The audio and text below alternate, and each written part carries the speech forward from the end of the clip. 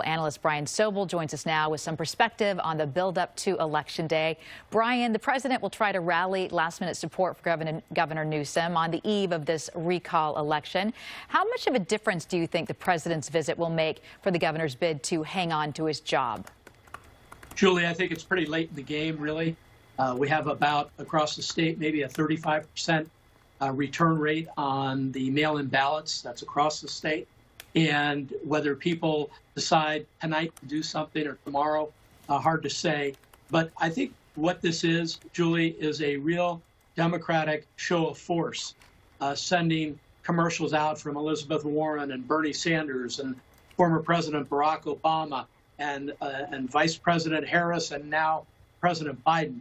I think this is to make it very, very clear Democrats do not want to yield an important seat like the governorship of California.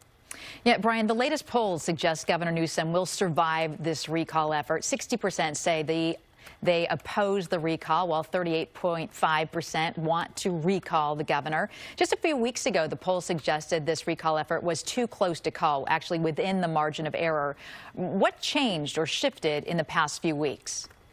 Good question, and here's what happened. About 6 weeks ago or so, people started kind of waking up in California to the fact that the polling was showing a race that was almost dead even or within a margin of error.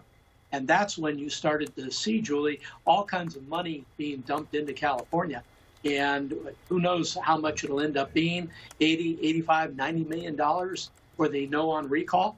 And that makes a difference when on the other side, among these 46 other candidates, you really don't have anybody that California wanted to get behind. Some wanted Elder, of course, and some of the other candidates, but there was no Arnold Schwarzenegger in this race, really, like in 2003.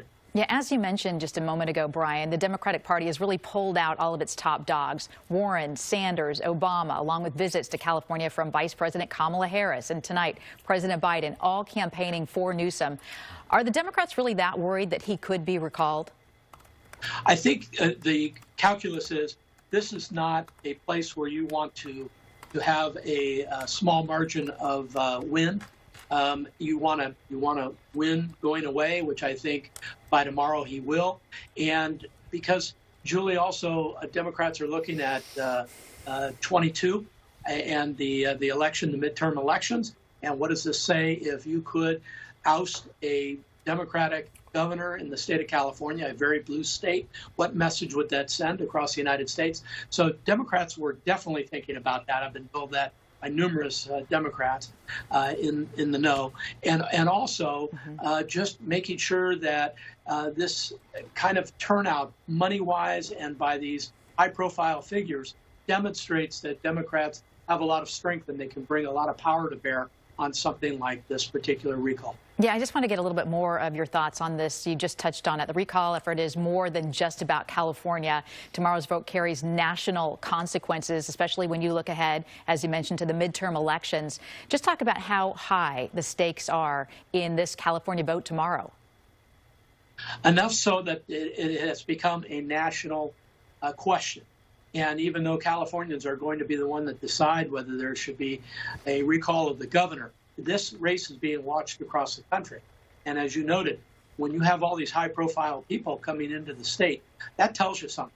There was great concern 6, 7, 8 weeks ago when the polling made it clear that Gavin Newsom was in trouble, and they really had to hit the gas pedal to get this no on recall effort moving and to make it really stick in California. But it has national import, Julie, without question.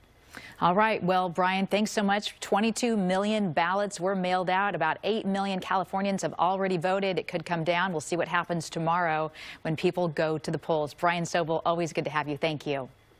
Thank you, Julie.